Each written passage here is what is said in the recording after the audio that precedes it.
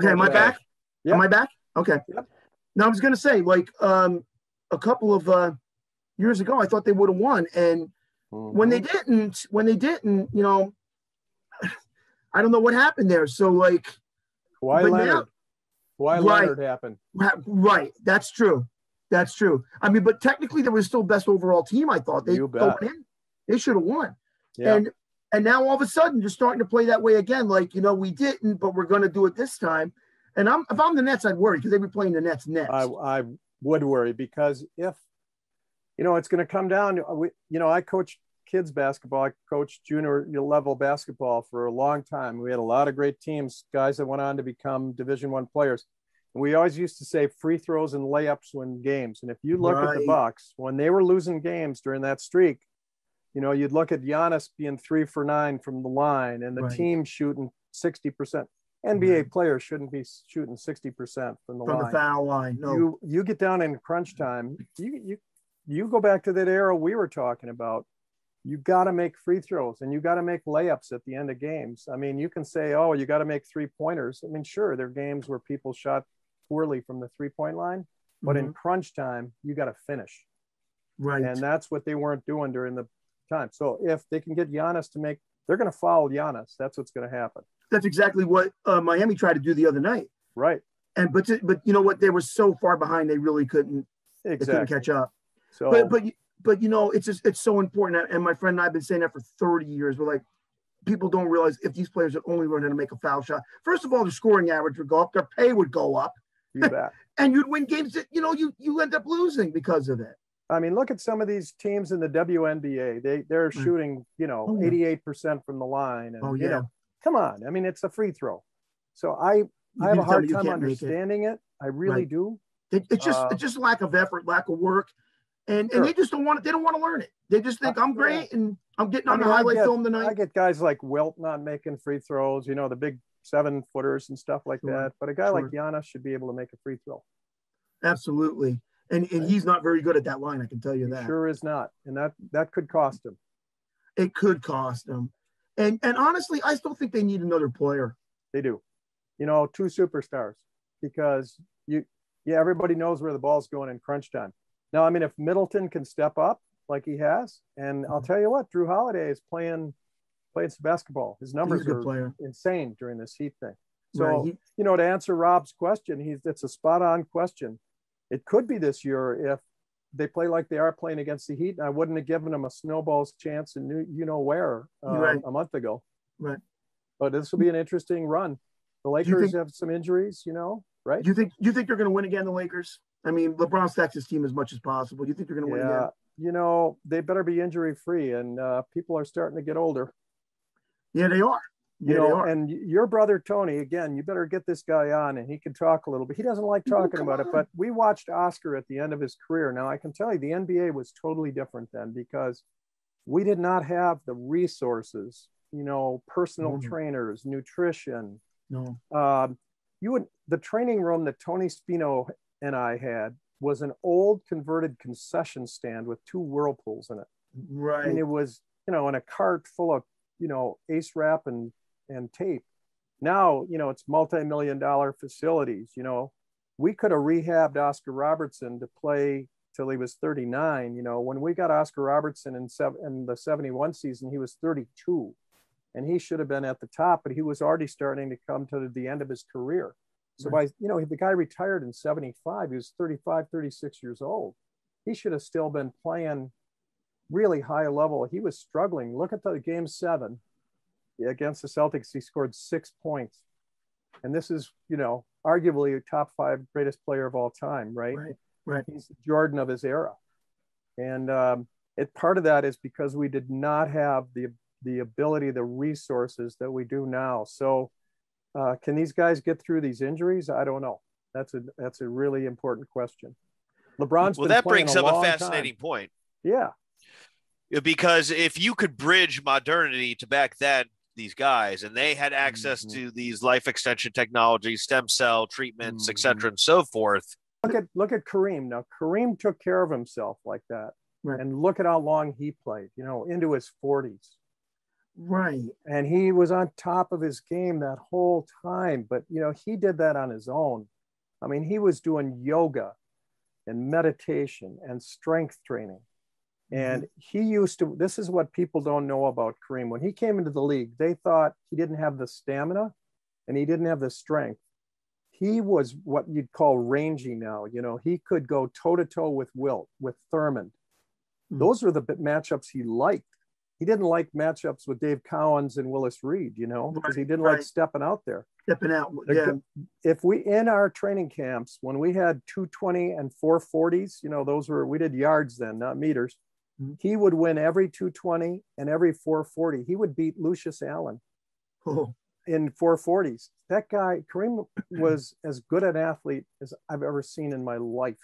Yeah, I know. And you know what? I actually read an article one time about Bird and Magic when they first got in the league. And everybody said, well, Magic was the athlete. But one guy wrote, oh, no, Bird was better. Exactly. Bird was better. And it's because everybody looks at athlete like, I can run higher and jump higher than you. But there's so many other things that are behind it. Look at some of those shots that Bird hit. Yeah. I mean, Bird was hitting shots from the, you know, from the training room. I mean, that guy was hitting shots like Curry does, you know. Right. At his size. And you know what? Just because you're a physical specimen doesn't mean you're a great athlete or a great player. Correct. You know, and I'm not saying Magic wasn't great, but Bird was better than him. Oh, and I'll tell you, the discipline that those guys had. I mean, Bird, I'll bet you Bird practiced harder than anybody that's been in that league. Oh, he used to have the janitor open up the gym at 3 a.m. so he could go shoot. Yeah. And you know, the only other person like that would probably be Havlicek. John, right? And that's what I'm saying. He was Bird before Bird, and you know, like, and people don't get it today. Like, they totally don't understand this. Yeah, you know, they just see, oh, he's so what? Giannis is in great shape. He's not those guys. He's good, but he's not those guys. You're right. He can't shoot out there like a Bird can, and he can't shoot out there like you don't have a great shot. Yeah. Everything, and Lucius Allen actually got hurt that year, right? That's right. So he stepped on a warm-up jacket. Right. Somebody put a warm-up jacket on the side. And that actually saved the Celtics, I think, a little bit. Bet. Without a guard, we couldn't cover. We were missing a guard, and we couldn't cover Havlicek. Right. And we had to go through a series of all these other substitute guards. We did not have anybody. We tried Ron Williams and Mickey Davis and all these guys. And Lucius would have carried us to that. We wouldn't have gone Game 7, I promise you. We would have won that championship. I agree with that. I mean, that was that was, to me as a Celtic fan, I don't want to see nobody get hurt, but I'm like, boy, that helped. You know, I mean, imagine losing JoJo White or, you know, DJ or something. That's what it was like. Right. Lucius Allen was on top of his game. He tore his ACL. Right. And then 2 years later, the Celtics caught a break again because Golden State didn't win. Ricky Sobers punched Rick Barry. Yeah. You know, and then Phoenix ended up winning. They were like 500 that year. And Lucius Allen and Kareem were like this. So on every trip, they were playing chess together, and they were listening to jazz together. I mean, you know, Kareem and Lucius were chemistry. So that was very important to that team. That would have been Kareem's 7th championship if they'd gotten through that series. And that would have been one more than Michael. So Michael's still your point, Bob. Mike's still 5 behind the leader. So, you know. Yes, thank you. But like, Rob, you want to ask that question again? Because you kind of fuzzed out. You were asking about back then and the workouts and all. Oh, it's a more of a hypothetical statement. I mean, if you brought the technologies back then, these all-time greats of that era would have been even greater. Yeah, you know, Rob, there was no weight training in any of those sports. Baseball, 0. There was no sprinting in baseball. There were no workouts. In basketball, there was no weight training. You know, they thought weight training would affect your shot. I mean, look at these guys today. Look at Brooke Lopez and look at these guys, and it's improved their range, you know, their ability to shoot the long distance. You know, I remember I was out on the court one time shooting, and John McLaughlin came out and said, "You want to play horse?" Well, I was warmed up, so I get this quick HOR lead on John McLaughlin, and he looked at me like, game over. So he starts taking shots from everywhere. HORSE, I'm done. And I said to John McLaughlin, because I'm playing high school ball, and I said, John, you know, I don't know how to, you know, how should I strengthen my arms so I can shoot better? And he said, you don't shoot with your arms, you shoot with your legs. And that's a big difference. You know, these guys today have personal trainers that are working on their strength and their core and their lower legs. And I mean, if they had the same kind of abilities to train and the nutrition and the recovery, I mean, what they'd go out and eat in those days was steak and potato. That'd be a pregame meal. They'd never do that now. Right. You know, my brother just did a commercial with Nigel McGill. He put him in it. I don't know if you know or not. And it's for a new pill that regenerates your own stem cells. And people are swearing by people. Marcus Johnson feels better than he ever did. Oh, I got to ask Tony about that. Yeah, Tony really helped Marcus a lot, for example. You know, that was a big turning point. Tony's a tremendous trainer, a long career of rehabbing a lot of people. Yeah, I know. But the modern training is prevention. You know, these guys are so strong going into the season. They didn't do these preseason workouts. You know, the pay was so poor. Mm-hmm. Really, people don't understand this. I mean, athletes, you know, the Dandridges, the McLaughlins, they were making $35,000, $45,000 a year. So they had to work in the off season. John McLaughlin worked at the same car dealership that I did in the off season. I worked in the parts department. He was selling cars, you know, an NBA player selling cars because he needed to make a living. Right. So these guys didn't have the chance to work in the off season with their trainer and come in top physical conditioning for you know, an 82 game season, 162 game baseball season. Totally different. Look at these baseball players. They're massive. Yeah, I know. You know, and weirdly enough, like this kid who this pizzeria is 15 years old, plays basketball. I was telling him how great the players were back then. He went, "Oh, those guys were just mind diggers in the off season. They were nothing." Yeah. And I'm like, what? Yeah, look at Brooks Robinson. You seen anybody field like that ever again? Yeah, right. You know what I said? Vacuum cleaner. Oh, you know what I said? I go, you guys are so great. Now, how come you can't catch any of their records? How come nobody's called Kareem yet? Yeah, right. Right. And that hasn't happened, right? No. But LeBron wants to stick around because he's in love with himself like until Bill it does. Russell. That's right. That's right. And I remember, like, this is true. I heard this story about the Celtics, being a Celtic fan.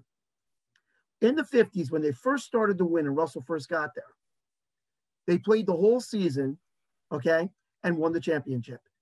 And so they went for their pay at the end of the year, and the owner went, "I don't have any money, but I promise you, if you stick with me, the next year I will double your salaries, all of you. You'll get this year's and next." So they had a team meeting. Like, what are we doing? He's like, "Well, you know, we want to play ball because the other jobs aren't so great, you know, that we're doing."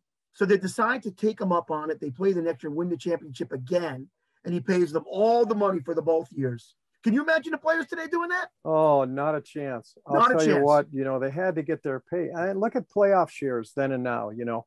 In 76, when I was leaving to go to medical school, Brian Winters, Lucius Allen, Dandridge, those guys voted me a full playoff share, even though I was I was the equipment manager, so I was half-time. A full playoff share then was, I believe, $9,000. Right. I mean, I believe a full playoff share now would be about $300,000. You know, that could have paid for a nice house, but and medical school for me. You know what I mean? Right, I do. Yeah. And so you when did you leave the Bucks? What year did you leave? I left the Bucks in 76, and then I came back in to fill for Tony for about a month and a half when he had his gallbladder problem. Mm-hmm. And that's how I got working for that All-Star game to make sure that he was okay during that time. Mm-hmm. And then I went to medical school, graduated in 80, and then I came back and joined the faculty in 84, and I've been there ever since. Okay. So what, are you just what kind of, are you a specialist or? Yes, I'm a cardiologist. Okay. Yeah. Mm-hmm. And I had a long career there doing research, teaching. I became the dean of students for 12 years at the end of my career. Mm-hmm. So it's, I heard, the ball boy makes good. The ball boy made great. He didn't make good.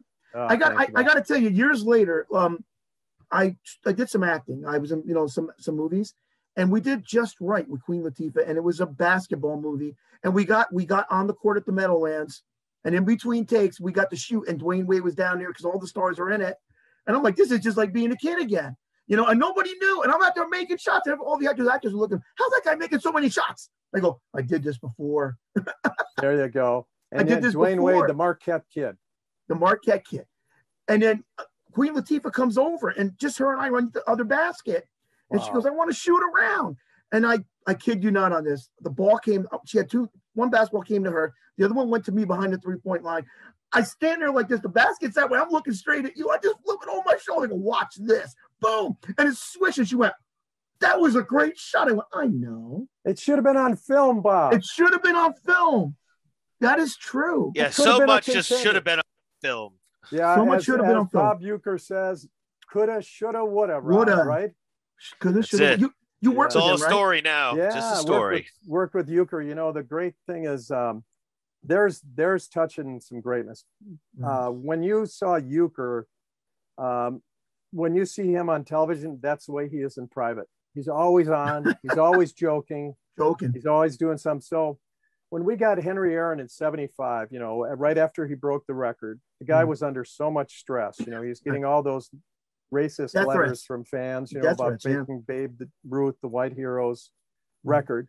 Poor Henry Aaron was so exhausted, you know, end of his career, but he went through this horrifically difficult sequence to try to break that record. And Bud Selig did a really kind thing by bringing him back to Milwaukee. That relieved a lot of pressure. But his old teammate, Bob Uecker, would sit next to him on every bus ride and every plane ride. And they'd have a couple of cocktails. And the whole time, Bob Uecker would just fill him with jokes. And he would say things like, hey, the hammer's hammered again. And Aaron would crack up. I mean, it would just relieve so much pressure for Henry Aaron. It was such a good couple of years for Henry Aaron to get out of the whole Atlanta sequence and just be himself again. And he loved Milwaukee, and the players loved him. And they pulled a prank on him. They had his retirement night, and they were giving him plaques and different awards. And the players and Uecker decided to go out to a demolition derby and bring in this old smashed up car that had 44 on the side. And they said, and the players and I decided, Henry, to bring you a brand new car. And out comes from the bullpen this old beat up thing with the wheels shaking and this old demo. And I mean, I thought Henry Aaron was going to double over laughing. He was so happy. That is so the whole funny. thing really relieved his stress. So Uecker is a hoot. Oh yeah, I remember when he used to go on Johnny Carson. They couldn't wait for him to come on. Oh, Johnny! He used to have everybody rolling. Yeah, #1 guest of Johnny Carson in history. Right. Yeah. Now you have a lot of you have a big collection of memorabilia, huh? Yeah, well, the jacket. Yeah, it wasn't that big because I'll tell you, memorabilia wasn't that big a thing. But I remember in '75, I knew I was going to be going away, and we had all the uniforms for all the years from '68 all the way through that '75 NBA Finals. And I'm thinking, you know, they're just sitting in a box.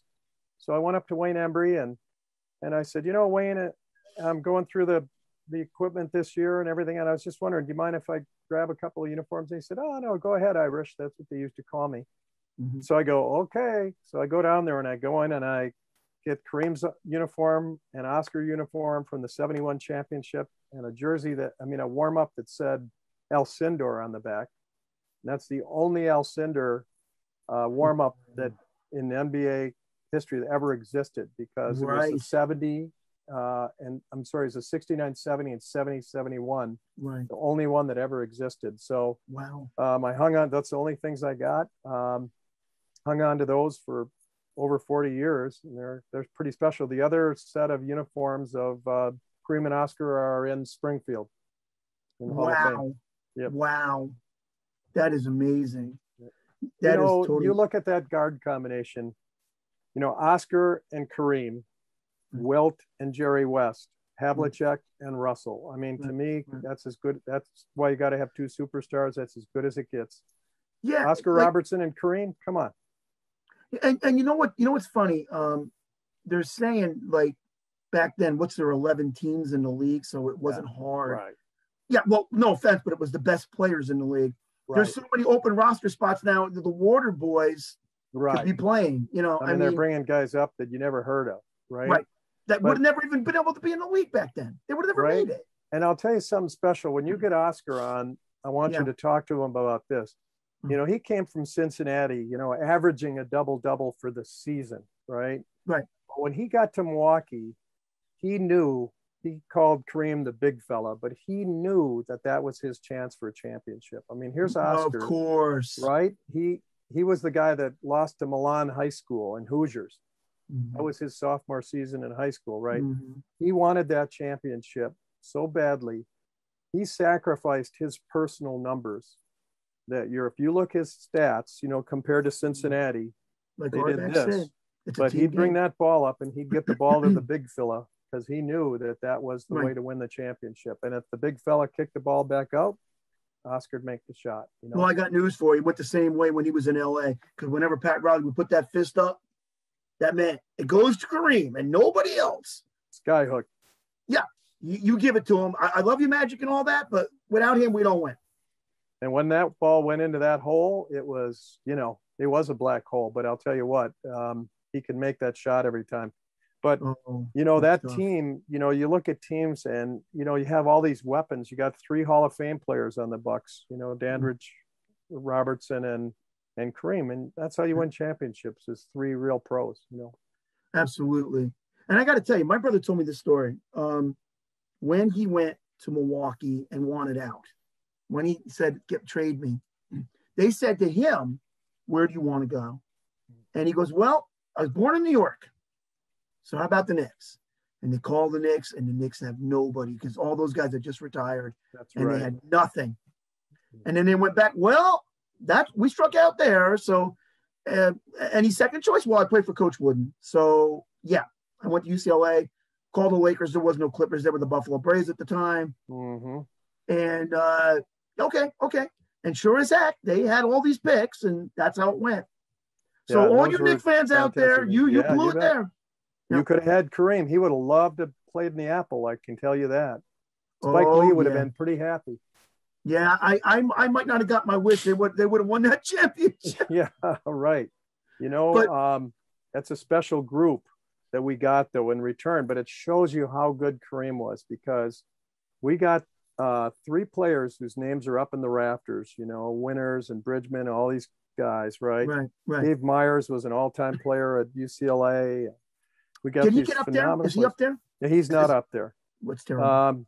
But, Junior Bridgman was as good as they got. Brian Winters is up. And, multiple All-Stars, those guys. But we could never get close to winning a championship after Kareem left. No, and my brother knew it. That's why my brother was like, yeah, I'm a Buck. Yay. What do you mean he's gone? Yeah, right. We had the winningest coach in NBA history replace Costello, Don Nelson, who my brother talked into taking it. Win. Right. Yep.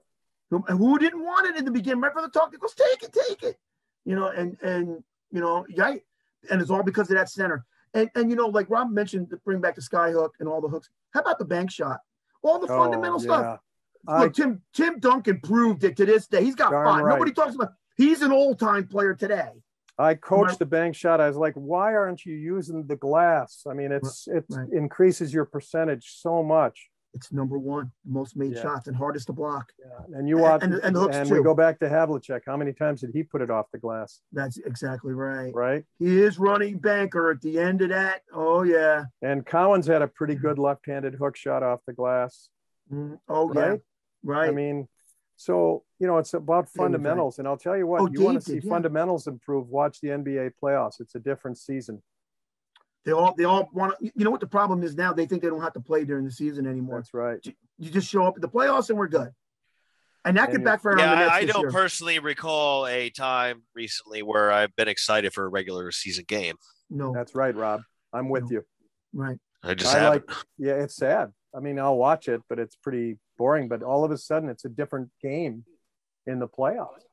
They're playing both ends of the floor, and they're rebounding, and they're playing with a different level of intensity. Playoffs are spectacular. Right. You know what's funny? I don't even have to watch it anymore. I have a friend that's a Net fan, okay? And they're playing the Bucks. At the end of the year, both games in Milwaukee back-to-back, which never happens. This crazy year. It's crazy. So he wants to get the best record over Philly. And I said, you're playing the Bucks out there, both games? I go, you're going to lose them both. And I go, I don't even got to watch it. You're going to lose them both. Right? And he goes, no. I go, the one thing I learned about the Bucks when my brother was in the league, don't matter what their record is, they don't lose at home. That's right. Not in that arena. You're going to lose them both. And sure as heck, they lost them both and they didn't get it. Yeah. Well, I'll tell you, the other thing is then compared to now is it was so difficult to travel then because they used to travel commercial. So you're taking these big guys and you're sticking them on buses. Tony and I were in charge of travel on the road. So we would have to, we're ordering buses and plane tickets and we're looking for commercial planes to put 7-footers on. It was ridiculous. I mean, the shortest guy was 6'4", So Northwest Oregon Express. Oh, exactly. The boost. You're shoving these guys into these seats, and now they're traveling charter and the teams on the planes and the pilots, and they wouldn't get in a bus and go to Chicago. They're not doing that. They're taking limousines. I mean, the guys that I know that work there now, they're still some of the same guys.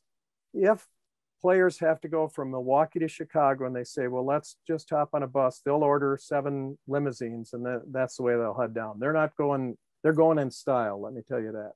Oh, of course they are. Of course. I remember one time I drove to Indianapolis. Notre Dame, South Bend. UCLA was playing out there and the bus broke down because it was so cold.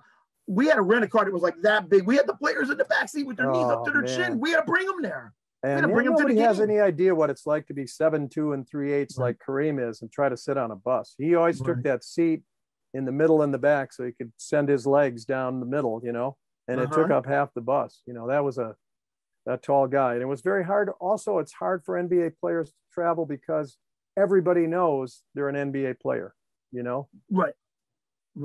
They're out there and they walk through the airport and everybody's looking at them. A baseball team can walk through the airport and nobody knows who the heck they are. Exactly. I've never thought about this until this moment. Who are the Bucks' traditional rivals? Well, in the day, it was always the Bulls. So, oh my God, it was Battle Royal was the Bulls. And, now it's not. I think now it's more the 76ers. That's really sort of a big rival for them. They really go mano a mano. It's so, Rob, it's really changed to, it's like, who do they have to get through in the playoffs? And I think they think ahead to that kind of situation because, again, the travel has made the league get smaller. It used to be who's your regional rival, like it was New York and Boston or Philly and Boston in the day, right? And for us, it was Milwaukee and Chicago. Now it's like, who's got the best players on the other team that we have to get through to get to the championship? That's how you describe a rival now. My brother said that you guys were in the Midwest Division in the Western. That's right. And my brother, they used to call it the black and blue because you guys used to beat each other up. The Pistons, the Bulls. My brother told me about the fight. Were you there for the fight with the Bulls? Yeah. Where Norm Van Leer chased somebody up in the locker room with a chair? You bet. Yeah, he did. He was so mad. I mean, the Bulls and the Pistons. I mean, think about the Pistons, those kind of, that black and blue team, Lambeer and those characters. That was a group of tough, man. I hated to watch that team. They were rough to be around. But the Bulls in the day, they had Norm Van Leer and Bob Love and Jerry Sloan was as tough as anybody. He was. Yeah, exactly. And Norm Sloan would encourage it, right? And Borwinkle was a beast, Yeah. So these guys, boy, that was tough. I remember we had a game against the Bulls on a Saturday afternoon, and they scored 9 points in, I think, 13 seconds and beat us. And you want to see Larry Costello that's the reddest face I've ever seen in my life. And I just wanted to head home. If I hadn't had to clean up everything afterwards, I would have gone straight home. I mean, and we had Kareem. I mean, this guy, they just went on fire. I mean, Love and Van Leer were hitting from everywhere. Yeah. Tony told me one time I don't know if it was an exhibition game in Madison or whatever. And they had to play the Bulls. And I guess Swen Nader punched Artis Gilmore and knocked him flat. And he's laying there, 7 foot laying on the ground. And Norm Van Leer saw it. He goes, he did it. And he grabbed the chair and chased him all the way up into the dark locker room with the chair. Swen Nader was one tough customer. Man. Big guy. Yeah. 6'10" and all muscle. And weirdly enough, Van Leer ended up coming to the Bucks. Yeah. At the end of his career. I remember one time my brother was taping him when I was in there. Yeah, it's when these guys join the rivals, it's amazing how they quickly put that stuff behind. But on the court, bloodbath. I know. I still remember, and I know that the Bucks used to go to play a couple games in preseason in Madison all the time. Yes. So we went to Madison and Green Bay regularly, and you crammed all the players, the trainers, the ball boys, and the scoring staff all in a bus. That's how cheap the team was. Right. And Danrich hated making that trip. Uh-huh. My brother told me the story. He said he would always try to find a way out. It was like, my grandmother died. And the coach goes, that's the fifth grandmother this month that died. How many you got? Right. Yeah. How many you got? It was amazing how injuries would appear when we had a game in Madison or Green Bay. Because, you'd be coming home after midnight.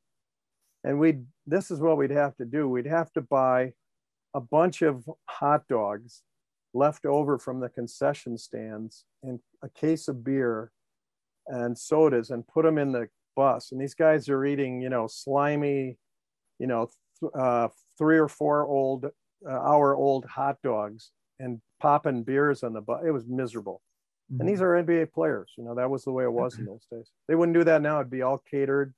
And they'd be on a charter plane coming from Green Bay to Milwaukee. I can tell you that. I got a story for you. LeBron came into the UCLA trainers room this past year. Okay. And, my brother thought, oh, okay, well, I'm going to tape him, And as he starts to grab the tape, this other guy standing next to him goes, you're not allowed to tape him. That's my job. And he goes, oh, are you a trainer? He went, no, LeBron just hired me. I learned how to tape about a month ago. Oh. They're paying him $100,000 just to travel with him and tape him. And my brother's like, I never made anything like that in Milwaukee. He goes, how much you make? He goes, I didn't even make 40,000. He goes, you got hosed. Well, let me just tell you something. Nobody can tape like Tony Spino. Oh, I know. I mean, when I filled in for him and I'm taping, the guys would go, Tony Spino doesn't tape like that. Tony would do this and Tony would do that. I mean, It was big shoes to fill. Your brother is one heck of a trainer. He could rehab people like you never saw before. I know it. And he took the time to do it. Even Coach Gary Adams, the baseball coach at UCLA, my brother only worked with him 1 year, and he wished he worked with him for 1,000. When the baseball players came in, UCLA would say, "You're only baseball. You have to wait in the back of the line." And my brother would go, "They were here before you." And there was one time where somebody needed an MRI, and the coach came in and he said, "Tony, did you get everything?" He went, "Yeah, I did everything over." He goes, "What?" He goes, "Did I do something wrong?" He goes, No. Nobody ever wanted to do anything for my guys." And the players loved him for that. And the coach loved, and Gary's the greatest guy. Dedication, your brother, 100%. I mean, if a guy had to be seen in the middle of the night, your brother would be there in the middle of the night. Yes, he would. Yes, he's like my father. And I'd open up the arena and I'd watch him work. I'll tell you what, that guy would do anything for any of those players. That's why they all love him so much, and that's why Coach wouldn't put his life in Tony's hands. Right. That's why he's got to write a book. I know it. We've been after him. My brother's like my father. He was one of those generous guys. Yeah, and he's humble as day is long. That guy. Right. He's a terrific human being, and I owe a lot of my career to Tony. Yeah, and he'll be glad to hear you say that, and I'll tell him for sure. And I definitely will have him contact you. You bet. For the Wayne Embry and all that, and everything, for everything, really. Yeah, and he and his wife, Sandy, were just terrific to me. I was a young guy. Coming up in tough times, your brother understood, and he was right there for me all the time. We became close, very close friends during those years. My brother told me to get you on, and that you'll love him. He's the greatest guy in the world. And thank you. And he was right. We're so glad you came on. Appreciate it. Thank you for helping our show. We're trying to Rob get it and going. Bob, you guys are terrific. Oh, Happy to do it anytime. So glad to have you, Pat. Anything else to share from the experience you had all those years before you go? Yeah, well, the only thing I'd say is that mentors make a tremendous difference. So I've had some fantastic mentors in my life. Those when a young guy's as blessed as I am to get that opportunity, the secret sauce is working hard. But then these people like trainers like Tony and the trainer before, Larry Costello, the coach, he played a great player for the 76ers. I just talked to his daughters, Wayne Embry. Those guys all wrote letters for me to get into medical school. Those were eras where people would stand up for you and look out for you and make sure that you were doing the right thing. If I wasn't doing the right thing, they would let me know about it.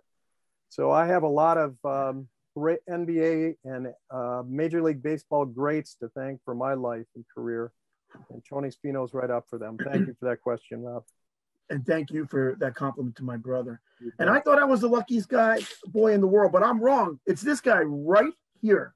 And please read his book. And it's gonna be an amazing book, and everybody's gonna love it. Full of stories, the luckiest boy in the world, Rob. That's it. Rob, thank you. Oh, you got Thanks, it. Pat. Thank you. You bet. Thank you, gentlemen. Be well. You bet. Stay peaceful. Looking forward to talking to you again. Thank you, gentlemen. Yeah, come on whenever you want. We would love to have you back. Absolutely. Thank you so much. Thank you. Have a nice day. You too, gentlemen. Take care. There you have it, folks. Pat McBride, former NBA Major League Baseball manager, sharing a wealth of his experience with us today, and looking forward to having him back, Bob. You know what my brother said? He was an amazing, amazing guy, and you need to put him on. And my brother was totally right. So there you have it, folks. Another guest, another day, another show. Here on the Sports Show with Bob Spino, signing off.